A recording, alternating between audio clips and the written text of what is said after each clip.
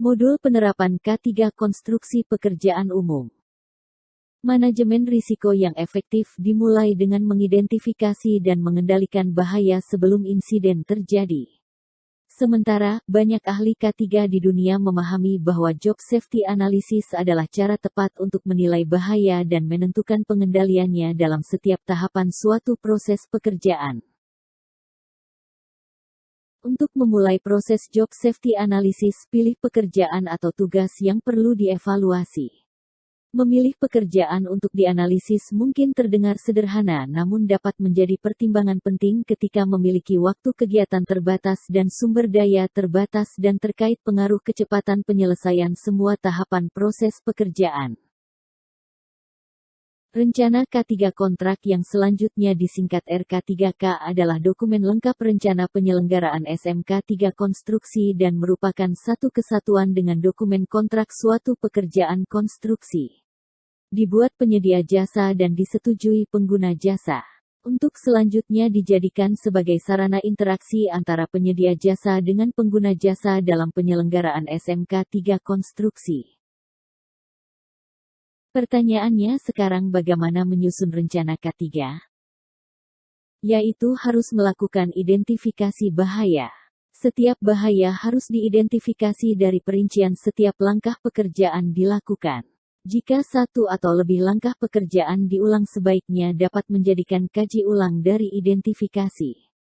Identifikasi bahaya menjadi bagian paling penting dalam pelaksanaan job safety analysis. Beberapa hal yang dapat menjadi pertimbangkan saat mengidentifikasi bahaya. Penyebab kecelakaan kerja sebelumnya. Pekerjaan lain yang berada di dekat area kerja. Regulasi atau peraturan terkait pekerjaan yang hendak dilakukan. Instruksi produsen dalam mengoperasikan peralatan kerja. Apakah ada potensi bahaya terjepit atau anggota tubuh yang terperangkap saat bekerja dalam penggunaan mesin? Apakah peralatan yang digunakan berpotensi menimbulkan bahaya? Apakah ada potensi bahaya terpeleset, tersandung dan terjatuh? Apakah ada risiko terpapar panas atau dingin yang ekstrim? Apakah ada potensi terpapar zat berbahaya dan beracun, radiasi berbahaya atau bahaya listrik? Setelah mengetahui bagaimana kecelakaan bisa terjadi, selain itu analisis juga harus melakukan analisis mendalam mengenai penyebab kecelakaan. Hal ini diperlukan untuk menentukan tindakan perbaikan atau pengendalian kecelakaan yang efektif. Penyebab kecelakaan kerja tersebut meliputi penyebab utama atau penyebab langsung, misalnya tumpahan di lantai sehingga menyebabkan terpeleset dan terjatuh. Penyebab sekunder atau penyebab tidak langsung, misalnya pekerja tidak menggunakan sepatu keselamatan yang sesuai potensi bahaya atau membawa tumpukan barang yang menghalangi pandangan. Faktor lain yang berkontribusi misalnya tidak ada rambu K3 di area kerja. Kurangnya pelatihan pekerja, beban pekerjaan, mengabaikan prosedur. Cara pengisian tabel identifikasi bahaya. Kolom ke-1 diisi nomor urut uraian pekerjaan. Kolom kedua diisi seluruh item pekerjaan yang mempunyai resiko K3 yang tertuang di dalam dokumen kontrak kerja. Kolom ketiga diisi dengan identifikasi bahaya yang akan timbul dari seluruh item pekerjaan yang mempunyai risiko K3.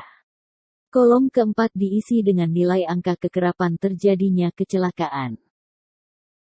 Kolom kelima diisi dengan nilai angka keparahan. Kolom ke-6 merupakan perhitungan tingkat risiko K3 adalah nilai kekerapan dikali keparahan. Kolom ke-7 merupakan penetapan skala prioritas ditetapkan berdasarkan item pekerjaan yang mempunyai tingkat risiko tinggi atau skala 1 risiko sedang atau skala 2 dan risiko kecil atau skala 3.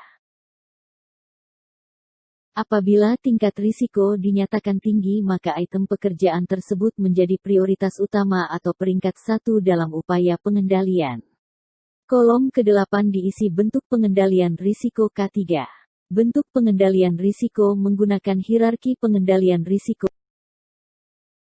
APD adalah alat pelindung diri yang memenuhi standar dan harus dipakai oleh pekerja pada semua pekerjaan sesuai dengan jenis pekerjaannya. Kolom ke-9 diisi penanggung jawab atau nama petugas pengendali risiko K3.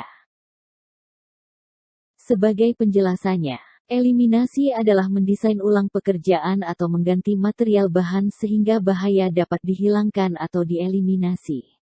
Substitusi adalah mengganti dengan metode yang lebih aman dan atau material yang tingkat bahayanya lebih rendah.